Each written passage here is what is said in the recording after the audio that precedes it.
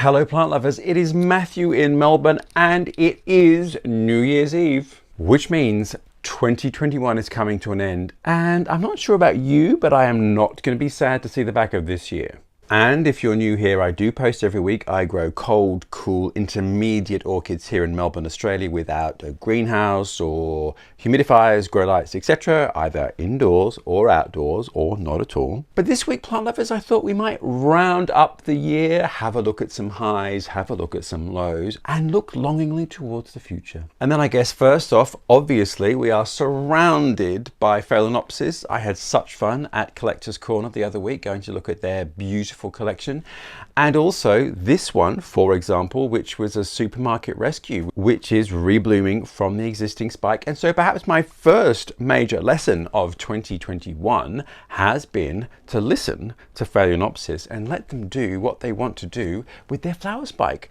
If it withers and dies, cut it off. If it doesn't, give it a chance to rebloom. And look at the size of those flowers. This is from a rebloom stem. Very, very happy.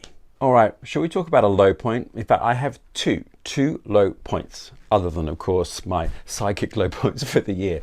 But in terms of orchids, first one, Cattleya maxima, as you can see here. Such a beautiful orchid.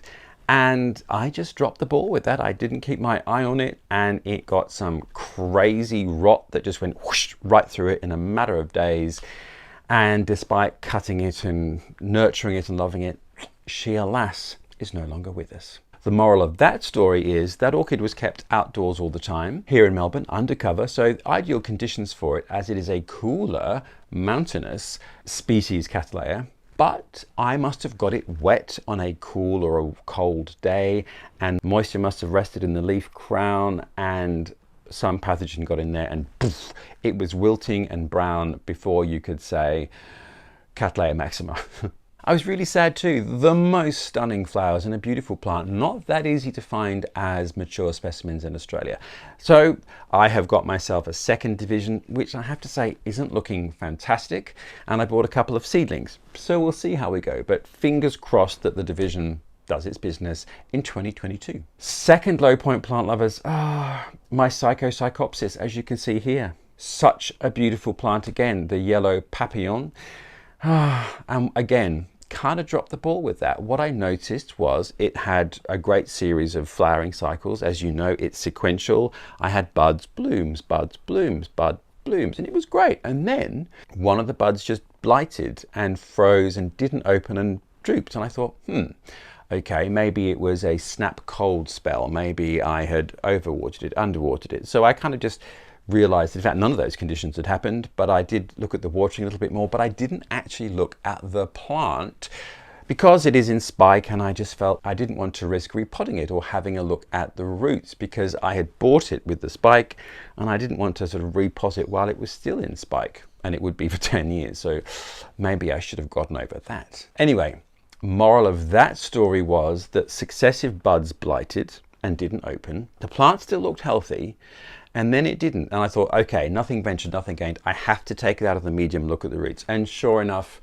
it had root rot, and there was basically nothing there. There was a new growth, which did have some new roots, and I was hopeful for that. So I repotted it in a very sphagnum heavy mixture to try and maintain the moisture around those new roots, as that hopefully new growth started to send down roots and flourish.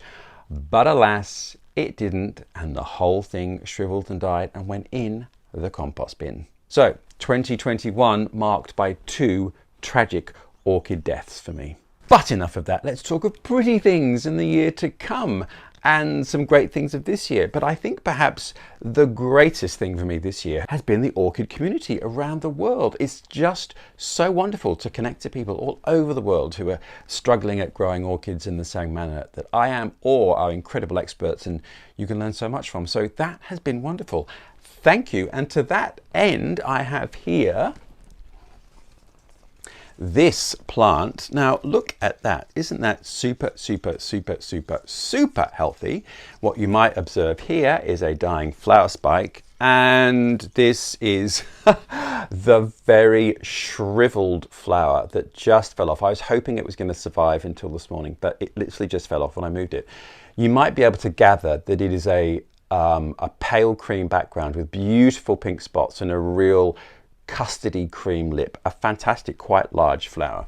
Now, the story with this is, it is a Bialara, and it's called Peggy Ruth Carpenter Morning Joy, which I will put below. And the thing about this is that I have a Bialara which did really well and I love the form, but I just couldn't find any more to buy.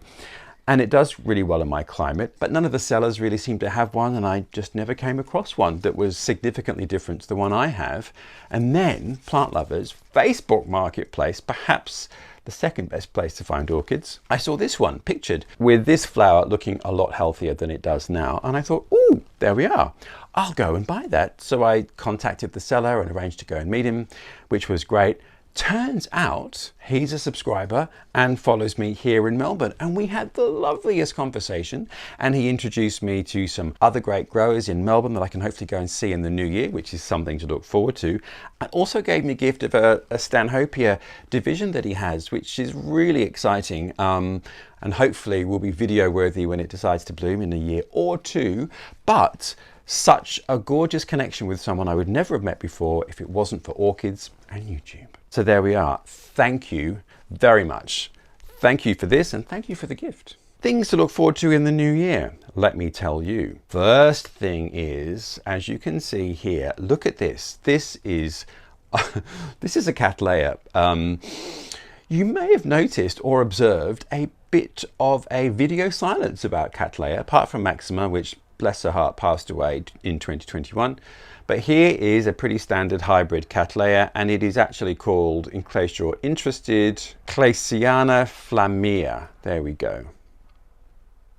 Now, the story with this is that I bought it when I knew absolutely nothing about orchids. I can't get the tag to go back in now. And it was a seedling in one of those little plastic packets, which is about $10. And so, in fact, I'll come in and show you, but you can actually still see probably what was in the packet, which is just this, the first cane with the first couple of leaves. Anyway, it grew like the clappers, but I was living in an apartment which didn't really have great light, and I kept this indoors, and it certainly grew vegetatively amazingly, but of course it would never flower. So I would say this is probably now 4 years old, and it's a very healthy plant, as you can see. But I really have no luck with Cattleyas. Now, I watched the wonderful Rachel at Gardening in Douentza, which I'll link below. She grows Cattleyas in Ireland, basically on her windowsill or in her greenhouse in summer, and has tremendous success and flowers them constantly. So I watched her videos obsessively and thought, okay, I need to just make a bit more of an effort with Cattleya. And then obviously over the last couple of years, I've learned more about orchids and learned more about Cattleya's requirements. Not perhaps perfect for Melbourne, great for further up the coast in Australia, so further north where it's more subtropical and tropical. But in Melbourne, getting the light right, getting the watering right. So I tried it outside in summer, and some little nibbling insect laid its eggs in the very crown there and started to eat everything away. Then last season I had, which you can perhaps see here, which I'll come in and show you, what I thought was a sheath appearing, which then just withered and didn't do anything. It still might do something, but it didn't do anything. I have dropped this orchid and snapped things off. I have cut the rhizome because I thought it was infected with something. This thing has been through the mills. But plant lovers, 2022 looks like it could be the year of a bloom. That in there looks to me like a flower sheath. Now, we are not going to hold our breath, nor are we going to fly the flags just yet. But in terms of things to look forward to in 2022, for me, it could be my first Cattleya bloom from a seedling. I'm dismissing Cattleya maxima, which did bloom for me, because I bought it as a division, and I kind of feel that the sheath may have been just there ready to burst out. I don't think I had anything to do with that, but I have had everything to do with this. So let's see. If there is something to tell, I will tell you. If not, we'll just forget it ever happened. So that's the Cattleya to look forward to in 2022. The other bit of New Year good news is the wonderful Dendrobium nobile, which I did a video about just a couple of weeks ago. Still in bloom, as you can see, and it's obviously New Year's. But what you can see here is the first of the new growths appearing. Now, I was a little bit concerned. It's a little bit late in the year and there's no new growth happening. And I just wanted to make sure that this was going to be a blooming success, as they say in the trade. So a great thing about New Year for me and Dendrobium nobile is that it is beginning its vegetative growth cycle, which means it is happy, which means next year I will have a new mature growth, which means I'll get more flowers, blah, blah, blah. Second thing to look forward to next year in 2022 is this. Now, I have done a video about this, which I will link. It is a Sarcochilus, and it is a species Sarcochilus, which is called, and I'm not sure how to pronounce it, ceciliae. Ceciliae? So that is the species type. And it is a little different in terms of where it comes from to the other sort of more classic Sarcochilus, in that it is a little higher elevation and it's quite lithophytic. It lives in quite a stony environment. Everywhere I've read says that it's quite tricky to get to thrive and to bloom. And as you might remember from my video, I bought this on eBay and it arrived in this little terracotta pot, which has made my heart sing. What you might be able to see, plant lovers, can you see? Flower spikes. Now, firstly, it is summer, and in my understanding, Sarcochilus always bloom in very early spring or early spring, depending where you are in the country. But of course, I've never grown a ceciliae, so I don't know when it might choose to flower, whether it's the same time as the others or not. But quite clearly, this one has decided it's going to be a summer flower. And 2 flower spikes. Now, I also thought that this was such a tiny seedling, it would be decades before it ever grew up into a fine, law-abiding adult and balloon for me. But no, there we go. So this is going to be something that we can certainly follow up on early in the new year when those spikes mature and the blooms open. Can't wait to show you that. So fingers crossed that that carries on thriving into the new year.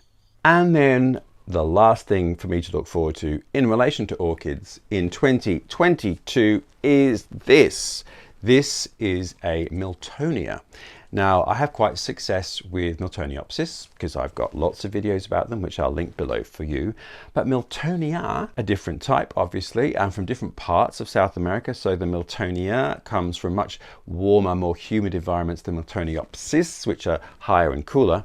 But look at that, plant lovers. Can you see? There we have a flower spike. So this is the first Miltonia I would have been able to get to rebloom. Now, I bought this one many moons ago with a single flower, and you can see the dead spike here. Very lovely. Oh, and I'll tell you the name. It is Miltonia Guanabara. Miltonia Guanabara. And it has a very sort of beautiful, soft lilac-y purple bloom. Very gorgeous, monochromatic, so quite strong and gorgeous. Anyway, there we have flower spike. Now, it has got 2 other new growths, which are still a little bit younger than that one with the flower spikes. So I am hoping / presuming that there could also be flower spikes which will emerge from those new growths. As you can see, going gangbusters, and quite a different growth habit to Miltoniopsis. Miltonia do tend to be a bit sort of creepy, not in that nasty way, but they do tend to sort of creep along the surface and produce lots of aerial roots and get quite tangled mounds of plants. Anyway, flower spike, so excited about that. And again, when this does bloom, I'll do a video about this because I'll be so excited. We'll be hanging out every flag. There we are, plant lovers. That is my New Year wrap up. A couple of failures, a few insights, lots of beautiful blooms, but more importantly, meeting so many people around the world. So thank you for watching and subscribing this year of 2021. I'm sure we're all very happy to see the back of it. I certainly am. Who knows, 2022 was supposed to be looking so positive, and it might not be now, but anyway, we will carry on regardless. So plant lovers, thank you very much for watching. I hope you are going to have a great New Year celebration tonight, and here is to a 2022 of much orchid joy, health and happiness. So until next week and next year, I'll see you later.